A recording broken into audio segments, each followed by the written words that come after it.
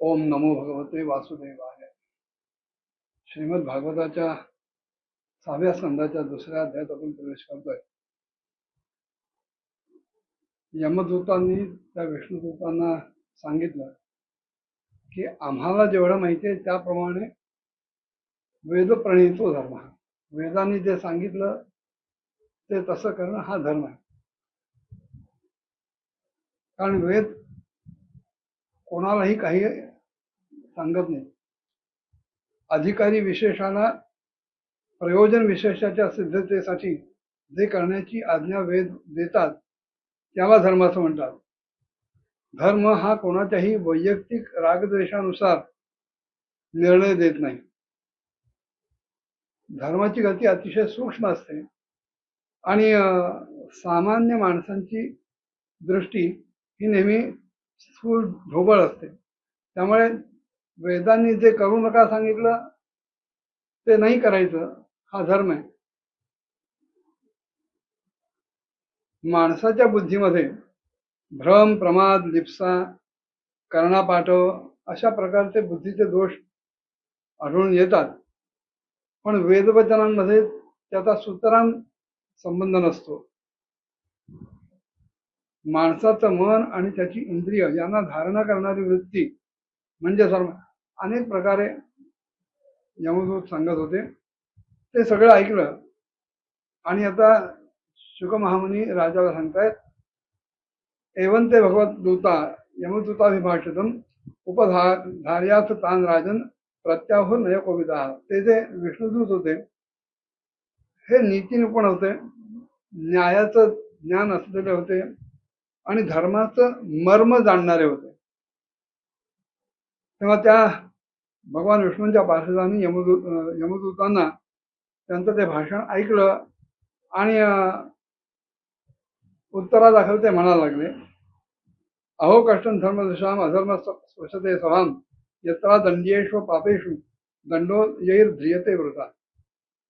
यमदूतांनो, हे तुमचं सगळं ऐकलं आणि मोठं आश्चर्य वाटलं आणि त्याचबरोबर मनाला खेदही झाला की धर्म जाणणाऱ्यांच्या सभेमध्ये अधर्माचा शिरकाव कसा काय व्हायला लागला.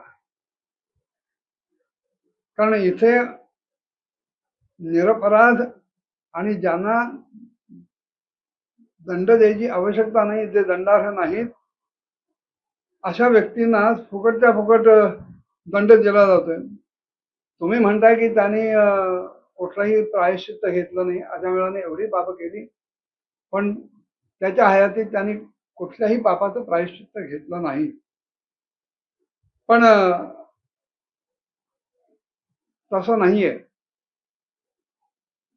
तुम्ही लक्षात घ्या की जे प्रजेचे रक्षक आहेत, शासन व्यवस्था सांभाळणारे आहेत प्रजेची, जे समदर्शी आहेत, समत्व बुद्धीने वागणारे आहेत आणि परोपकारी आहेत, असे जर कोणी प्रजेच्या बाबतीत भेदाभेद किंवा विषमताचा व्यवहार करायला लागले, त्यांच्याशी विषमतेने वागायला लागले, तर प्रजेनी कोणाचा आश्रय घ्यावा, प्रजेनी कोणाच्या तोंडाकडे बघावं. प्रजानां पितरो ये च शास्त्रार्थ साधव समाह यदि स्यात् तेषु वैषम्यं कमी यान्ति शरणं प्रजा. मग ती प्रजा निराधारच होईल, निराश्रय होईल. यज्ञदा चरति श्रेयः नितरस्तत्पदीहते सयत प्रमाणं कुरुते लोकस्तदन वर्तते. अगदी ह्याच अर्थाचा श्लोक भगवद्गीते सुद्धा मध्ये आलाय. यज्ञदा चरति श्रेष्ठ सप्तदेवे तरोजनः सयत प्रमाणं कुरुते लोकस्तदन वर्तते. विष्णुदूत सांगतायत की सत्पुरुष ज्या प्रकारचं आचरण करतात, सामान्य माणसं सुद्धा तसंच वागत असतात. सत्पुरुष आपल्या आचरणाद्वारे जे कर्म धर्मानुकूल आहे असं प्रमाण देतात, सामान्य माणसं त्याचंच अनुकरण करत असतात. यस्यांके शिराधाय लोकस्वपिति निर्वृत्तः स्वयं धर्म अधर्मं वा नहि वेद यथा पशु.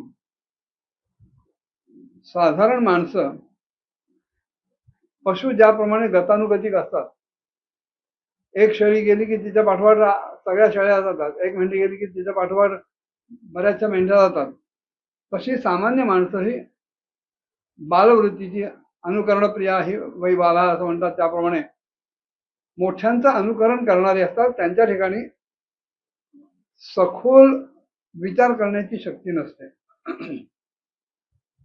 त्यामुळे त्यांना धर्म अधर्म यांचं तात्विक स्वरूप, खरं स्वरूप हे कळत नाही आणि म्हणून ते सत्पुरुषांवर विश्वास ठेवतात, त्यांच्यावर त्यांची श्रद्धा असते, निष्ठा असते.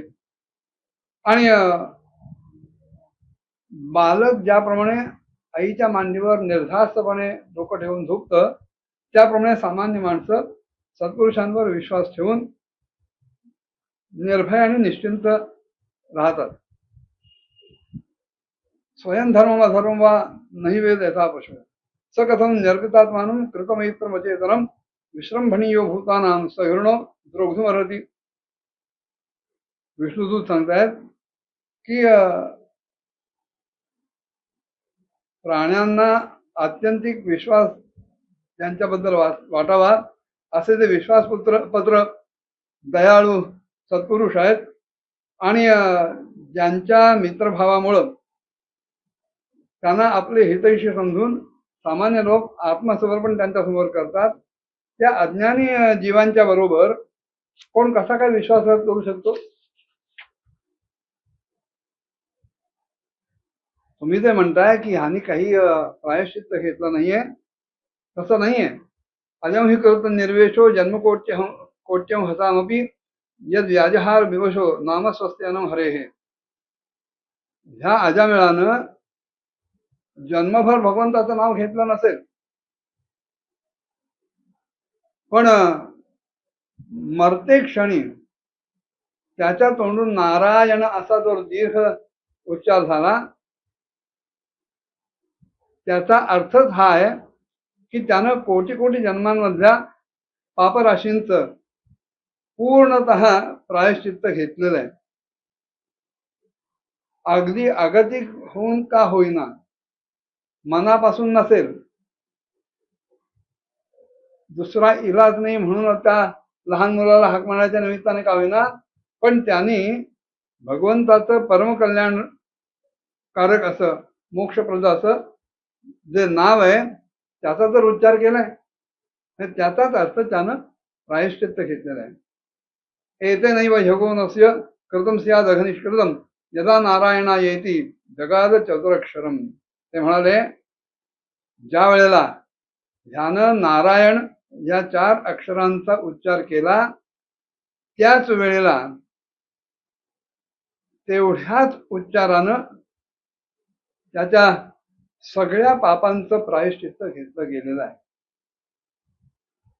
कारण असं आहे, स्तेन सुरापो मित्रधुक ब्रह्मा गुरुतल बघा श्रीराजपुत्र गोहंता येच पातकिनो परे. कोणी चोर असेल, कोणी मद्यपी असेल, कोणी मित्रद्रोही असेल, ब्रह्मघाती असेल, गुरुपत्नी गामी असेल, किंवा अशा सगळ्या लोकांचा सहवास घेणारा असेल, संसर्गी असेल, स्त्री, राजा, पिता आणि गाय यांचा नाहक वध करणारा असेल, कोणी कसाही असो, कोणी कितीही मोठा पापी असो, भगवंताच्या नामाचा उच्चार जर त्यांनी केलेला असेल तर त्यानं त्याचं प्रायश्चित्त घेतलंच आहे असं समजायला हवं. सर्वेषाम अभ्यभवताम इदमेव सुनिश्चितम नामव्याहरणम विष्णू यतस्तद विषया मती. की अशा वेळेला जर त्यांनी भगवंताचं नाम उच्चारलेलं असेल तर ते नाम उच्चारणं याचाच अर्थ त्याची बुद्धी भगवंताचे गुण, त्याच्या लीला, त्याचं स्वरूप इत्यादी मध्ये रमलेली आहे आणि स्वतः भगवंताला त्याच्याबद्दल अत्यंत आत्मीय बुद्धी निर्माण झालेली आहे. ह्याविषयी श्रीमद भागवताची जी हिंदी प्रत आहे त्याच्यात अतिशय सुरेख तळटीपा दिलेल्या आहेत. इथे त्यांनी नामव्याहरणम असा एक शब्द प्रयोग केलेला आहे.